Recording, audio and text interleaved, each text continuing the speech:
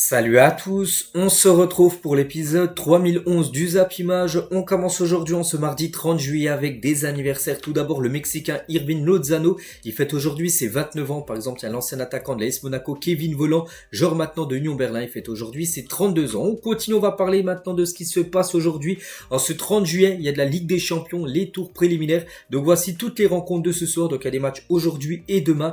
Donc à noter par exemple ce match à Fenerbahçe-Lugano. Donc c'est le match retour. Au match aller, le Fenerbahçe s'est imposé 4-3 du côté de Lugano. Donc ce soir, en cas de victoire ou même de match nul, le Fenerbahçe sera qualifié pour le troisième tour préliminaire, affrontera l'équipe de Lille lors d'une double confrontation. Puis après, pour le vainqueur, il y aura encore deux matchs, les barrages. Puis après, l'équipe gagnera, là sera en Ligue des Champions pour la prochaine saison. Donc voici le gros programme, on parlera de certains matchs, bien sûr, demain avec les résultats. Et concernant aussi une grosse journée aussi, tournoi olympique avec toutes ces affiches, par exemple, il y a Espagne-Égypte, il y a France contre la Nouvelle-Zélande, c'est à 19h. Tout à l'heure, l'Ukraine contre l'Argentine, ou je sais pas, le Paraguay contre le Mali. On parlera également de toutes ces rencontres demain.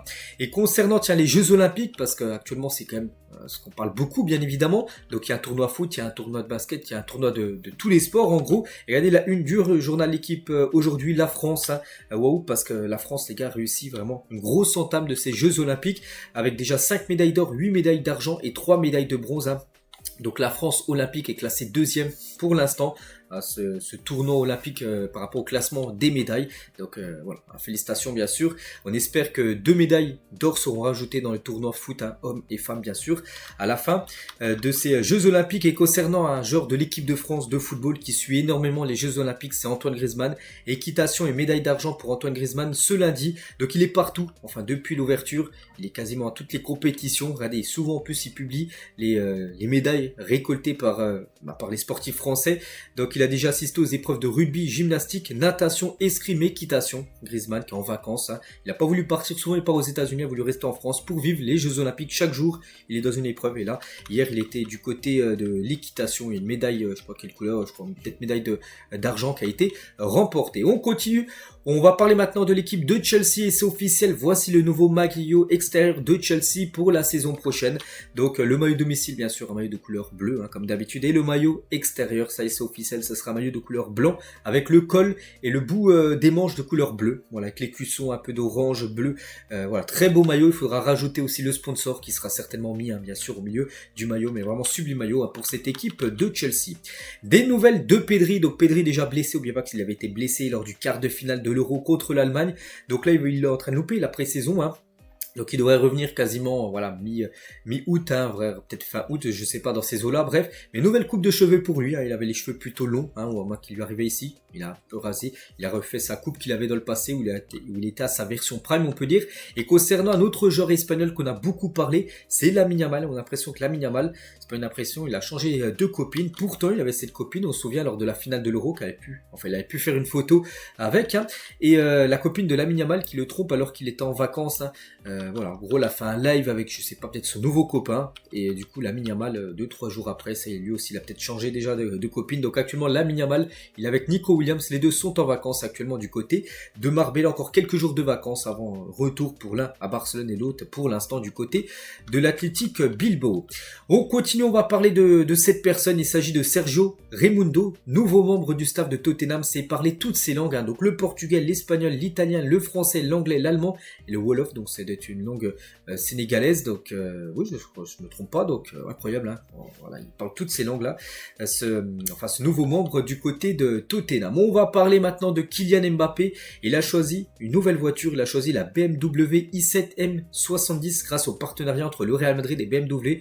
Donc chaque saison, les joueurs du Real Madrid, ils ont en fait une voiture, je crois que c'est une voiture prêtée, c'est pas une voiture en gros qu'ils ont fixe on peut dire, mais voilà, donc Mbappé aurait choisi cette magnifique BMW. Bon après le gros problème, parce qu'il y a un énorme problème, c'est que le français ne pourra pas la conduire parce qu'il n'a toujours pas le permis de conduire, donc voilà, il faudrait qu'il passe son permis bien sûr. Kylian Mbappé, c'est vrai qu'il a 25 ans, toujours pas de permis, bon il se focus actuellement vraiment à 100% sur sa carrière de footballeur.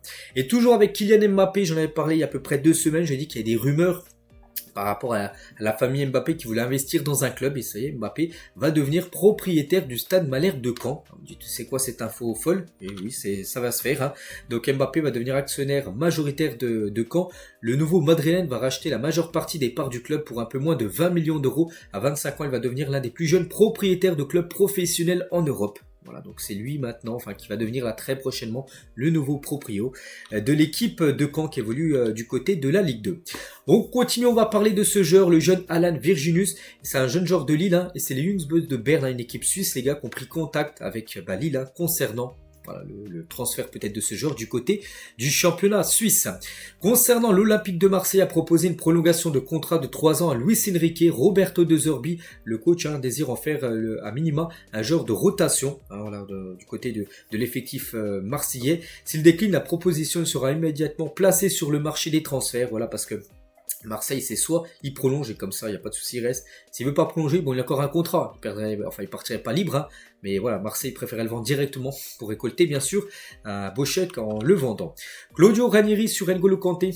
N'oubliez pas que Ranieri, c'était l'ancien coach de Leicester quand Kanté et Leicester a remporté la première ligue, c'était lors de la saison 2015-2016. Il a dit il jouait pour 12 joueurs à l'entraînement. Je lui disais ne cours pas tout le temps. Il me disait oui et il continue à courir. Donc voilà ce que peut dire Ranieri, bien sûr, sur N'Golo Kanté.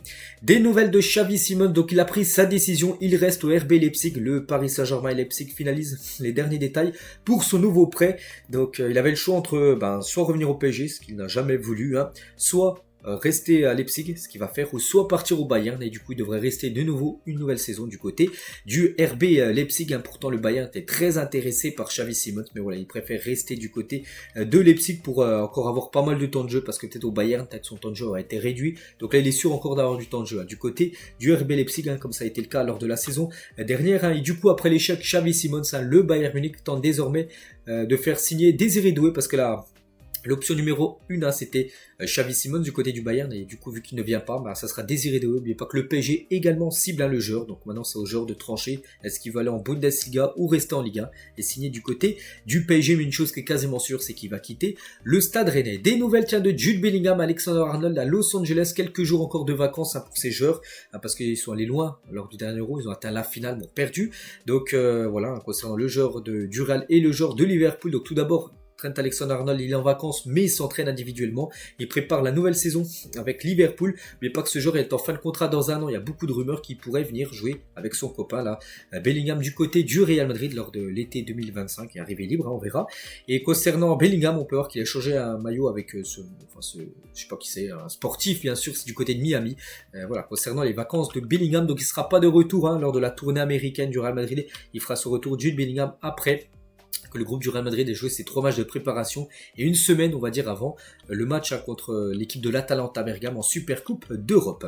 Des nouvelles aussi de l'équipe de Manchester City actuellement. Il faut la tournée américaine et on peut voir Erling Haaland avec Jack Grealish, avec Shrek, le dessin animé là, donc voilà, eux aussi profitent bien sûr, ils ont des matchs à disputer. Le prochain match bien sûr de Manchester City, c'est contre le Barça, je crois que c'est après-demain, mais voilà, pour l'instant aussi ils profitent du bon temps du côté des États-Unis. Hendrick avec la légende Roberto Carlos, Hendrick, voilà, premier entraînement de cette pré-saison avec le nouveau joueur du Real Madrid. Fabrizio Romano, il a réagi par rapport à un dossier que tout le monde attend, vraiment le dénouement, le dossier Nico Williams. Il a dit le Barça et l'Athletic Club, donc Bilbao, n'ont pas de nouvelles sur l'avenir de Nico Williams, toujours en vacances actuellement. Je ne veux pas partager de fausses nouvelles, rien n'a été décidé, même lui, il sait pas en gros, il sait juste que le Barça et Bilbao, ils ont pas de nouvelles, en gros il sait pas. Ils savent pas ce qu'il veut faire. En gros, Nico Williams, est-ce qu'il va rester, est-ce qu'il va partir au Barça, est-ce qu'il va aller au PSG? Parce que le PSG est aussi une option, bien sûr, pour Nico Williams. Donc, même Fabrizio Romano, en gros, il est au courant de rien. Il garde vraiment le secret, on peut dire, Nico Williams. Et Nico Williams, d'après vraiment toutes les infos qui sortent, d'après le journal Sport, un journal espagnol, donc il devrait rester à l'Athletic Bilbao, d'après les infos. Mais le Barça continuera d'essayer de le convaincre jusqu'à ce que la décision soit définitive. Parce que même si pour l'instant, la grosse rumeur, c'est qu'il reste, pour l'instant, il n'a encore rien dit. Donc, ça se peut qu'il aille du côté du Barça. Le Barça, tant qu'il n'aura pas dit officiellement qu'il reste à Bilbao, le Barça va tout tenter, bien sûr, pour le faire venir. Il y a un streamer espagnol, donc il a dit si Nico Williams nous refuse, et ce qui, on a l'impression, va se faire, peut-être que c'est le moment d'offrir une dernière danse à Neymar au Barça. Donc lui, il aimerait, en gros, ce streamer espagnol, que Neymar revienne pour une saison du côté du Barça, si bien sûr Nico Williams ne venait à pas revenir du côté du club catalan, donc pourquoi pas. Après Neymar, bon, c'est vrai qu'il est blessé, là, il va bientôt revenir, Neymar il est bientôt dans sa dernière phase, on va dire, de rétablissement. Et c'est vrai que je pense qu'il y a beaucoup de supporters du Barça qui seraient très contents de revoir Neymar du côté du club. Après, il faudrait que Neymar fasse un énorme sacrifice financier, parce que ce qui touche son salaire du côté d'Al Hilal, le Barça bien sûr ne pourrait pas lui payer. On va parler d'un joueur du Barça, tiens, avec toujours Al Hilal, et Victor Roque a refusé l'offre d'Al Hilal parce que Al Hilal, une équipe saoudienne, est intéressé aussi par Victor Roque, donc il a refusé. C'est pas sûr qu'il va rester au Barça, mais aller en Arabie Saoudite pour ce jeune âge de 18 ans pour l'instant, c'est non pour Victor Roque. Concernant le Paris Saint-Germain, s'intéresse à Jerdy Schouten, donc c'est un joueur du PSV, bon que j'ai déjà entendu parler, mais voilà, j'ai très peu regardé bien sûr ces matchs. Le PSG s'intéresse à ce joueur, le club de la capitale espère plusieurs départs pour libérer une nouvelle place au milieu de terrain, et le PSG veut 2 nouveaux milieux de terrain, donc il y a déjà João Neves, là on est le 30 juillet, normalement, voilà, ça devrait se faire dans la semaine, après quel jour, je ne sais pas, ils aimeraient faire un deuxième milieu de terrain, et il y a lui les gars, et un autre joueur qu'on parlera tout à l'heure les gars, qui est également ciblé au milieu de terrain. Victor Wembanyama, qui était gardien de but plus jeune, il a dit si j'aurais pu être footballeur pro, il a dit oui, clairement, je n'ai aucun doute que j'aurais pu faire ce que j'ai fait au basket dans un autre sport, que j'aime autant, comme le foot, voilà, parce que c'est vrai que, lui peut-être pas joueur de champ, mais gardien de but, il a dit qu'il aurait pu certainement faire une carrière professionnelle, c'est que déjà il fait plus de 2m22, et plus t'es grand gardien de but, plus t'imposes, on peut dire, donc il a dit oui, il aurait pu faire une magnifique carrière en tant que gardien de but. Wembanyama, bon, il a choisi le basket, et je pense aussi que c'est une très bonne option pour lui. Officiel, Lyon et le FC Machida Zelvia s'associent pour un partenariat de 3 ans, objectif renforcer la formation des jeunes talents et développer des liens internationaux. Tout est dit les gars, avec un nouveau sponsor, un nouveau partenariat avec bien sûr l'équipe de Lyon et ce groupe Machida Zelvia les gars, c'est un club on va dire japonais. De retour au PSG après son prêt à Wolverhampton, Noah Lemina ne va pas rester au Paris Saint-Germain, il va être prêté du côté de Annecy, voilà en Ligue 2. Voilà donc pour le futur bien sûr de Noah Lemina, dommage il n'aura jamais réussi à s'imposer du côté de l'équipe première parisienne. Accord proche d'être trouvé pour le transfert de Gonzalo Borges du côté de Strasbourg, il va quitter Porto pour la Strasbourg, c'est quand même fou coût du transfert 8 millions d'euros hors bonus. Donc après peut-être il va aller à Strasbourg au début pour après signer du côté peut-être de Chelsea. Non mais pas Chelsea, Strasbourg, le même propriétaire. Donc voilà, ce joueur pourrait débarquer du côté de la Ligue 1. Concernant Chancel Mbamba qui est mis à part de l'entraînement de Roberto De Zerbi, en gros c'est un joueur qui devrait quitter l'Olympique de Marseille, et Rennes les gars a approché Chancel Mbamba, le Congolais n'est pas emballé par le projet breton, donc il devrait normalement quitter Marseille mais aller à Rennes, pour lui c'est pas, il espère d'autres options on peut dire. Discours très intéressant de Didier Digard sur ce qu'il n'aime pas dans le football actuel, donc lui c'est le nouvel entraîneur du Havre, donc il a dit le football n'est pas un monde pour moi, j'aime le foot profondément après tout ce qu'il y a autour, ça ne me plaît pas, moi je n'aime pas juger les gens, critiquer les joueurs sans savoir leur investissement. Aujourd'hui dans les commentaires, c'est au plus méchant, c'est ce qui fait le buzz, c'est l'évolution du monde, c'est pour mes enfants que ça me fait chier, ce sont eux qui sont impactés, pas moi, voilà ce qu'il a pu dire. Il a également parlé aussi de Carlo Ancelotti, Didier Digard, et Ancelotti est un très grand homme, donc Digard raconte que l'Italien l'a récemment accueilli au Real Madrid pendant sa formation, il a dit ce qui m'a le plus marqué, l'humilité, le partage, la tolérance, il m'a donné beaucoup plus que tous les autres coachs que j'ai pu côtoyer, tu es dans le plus grand club du monde, donc le Real Madrid, et il m'a ouvert toutes les portes, tu assistes aux vidéos, aux réunions, tu donnes ton avis, alors que tu n'es absolument personne. Ancelotti a tout gagné, mais il sait qu'il peut apprendre de tout le monde, cette humilité m'a fasciné, voilà, donc il a ouvert pendant sa formation pour passer ses diplômes d'entraîneur, il est parti quelques jours au Real, et vraiment Ancelotti les gars lui a tout ouvert par rapport à ce grand club de Madrid. Et bien sûr, il n'oublie pas ça. Didier Digard. On va parler maintenant de Keylor Navas et un départ du côté du PSG. Keylor Navas à Monza, here we go. Transfert libre pour l'ancien gardien du Paris Saint-Germain qui devait passer sa visite médicale. Je crois que la visite médicale de Keylor Navas a été reportée. Bon, il va bien signer là-bas, mais voilà, ça devait se faire hier. Du coup, peut-être ça sera aujourd'hui sa visite médicale, voire demain. Les deux parties doivent encore régler quelques détails financiers, on peut dire, avant de avant de passer cette visite médicale et de signer dans la foulée. Donc il va remplacer Di Gregorio, l'ancien gardien de Monza, qui a filé lui du côté de la Juventus Turin. Donc voilà, un bon club on peut dire pour Keylor Navas, qui aura beaucoup de temps de jeu là-bas, parce qu'au PSG on sait que ce temps de jeu était très réduit. Nicolas Pepe, 29 ans, est actuellement libre, hein, regrette d'avoir été transféré à Arsenal pour 80 millions d'euros en 2019. Hein, à l'époque c'était le plus gros transfert de l'histoire des Gunners. Il a dit que ce n'était pas facile pour tout et les supporters n'étaient pas satisfaits de mes performances, mais quand j'ai commencé, il jugeait surtout le prix de mon transfert. Il a dit si Arsenal m'avait payé pour 20 millions d'euros, ça serait peut-être différent, ce ne sont pas nous, hein, les joueurs qui demandent d'être achetés 90 ou 100 millions d'euros. Regardez Mudryk ou Anthony aussi, ce ne sont pas de mauvais joueurs pourtant. Donc voilà, en gros lui, il dit qu'il a une énorme pression par rapport à son prix de transfert. C'est qu'à l'époque, il quittait Lille en 2019 pour l'Arsenal 80 millions d'euros. Donc voilà, pour les supporters d'Arsenal, un joueur acheté 80, il faut absolument qu'il soit bon. Et dès ses premiers matchs, il n'était pas super bon, tout ça. C'est pour ça qu'il n'a jamais réussi à s'imposer du côté d'Arsenal. Mais il a dit, par exemple, son transfert aurait été de 20 millions d'euros. Et ben peut-être il aurait eu moins de pression parce que le prix du transfert aurait été moins cher. Et peut-être la volonté, surtout la demande des supporters, était moins exigeante. Et peut-être il aurait réussi à performer, hein, du côté des Gunners. Donc voilà, concernant Nicolas Pepe, actuellement libre, hein, il peut s'engager où il le souhaite gratuitement. Des nouvelles d'Alejandro Garnacho qui s'entraîne avec le maillot d'Al Ittihad, hein, pourtant c'est un joueur de Manchester United, mais voilà, il s'entraîne avec le maillot de cette équipe où joue par exemple Karim Benzema ou N'Golo Kanté ou Oussema Aouar, par exemple, même Moussa Diaby qui a rejoint le club là ces derniers jours. Toni Kroos sur Arda Güler, le pied gauche d'Arda est incroyable, on l'a tous remarqué dès son premier entraînement et on a pu le voir lors des matchs du Real fin de saison dernière et même on a pu le voir lors de l'Euro, hein, qu'il est très bon, hein, bien sûr, ce jeune Arda Güler et ces jeunes supporters de Arda Güler, hein, qui admirent leur idole. C'était pendant ses vacances, parce que là maintenant plus de vacances, hein, c'est fini, hein, il est retourné du côté du Real, il est même actuellement aux États-Unis, Arda Güler. Il pourra peut-être jouer demain, hein. N'oubliez pas qu'il y a demain soir le Real, dans la nuit de mercredi à jeudi, le Real joue contre l'AC Milan, ce sera son premier match, on peut dire, de pré-saison. Le crack sénégalais Lamine Camara, direction Monaco. J'ai un peu parlé hier, avant-hier, j'ai dit que c'était proche, ça y est les gars, là c'est de plus en plus proche parce que c'est Fabrizio Romano qui le confirme, hein. Un accord a été trouvé entre Metz et le club de la Principauté pour un transfert de 13 millions d'euros plus 2 millions de bonus. Donc voilà, tout est dit les gars, il va rejoindre normalement l'équipe de Monaco et jouer la Ligue des Champions, parce que Monaco joue la LDC. Donc Camara 20 ans, 1 an et demi, hein, donc il gagne la Tchad, donc meilleur joueur jeune du Tchad. Donc avec le Tchad en gros c'est la Coupe d'Afrique des Nations, mais seulement avec des joueurs du continent africain, enfin qui évolue dans des clubs africains.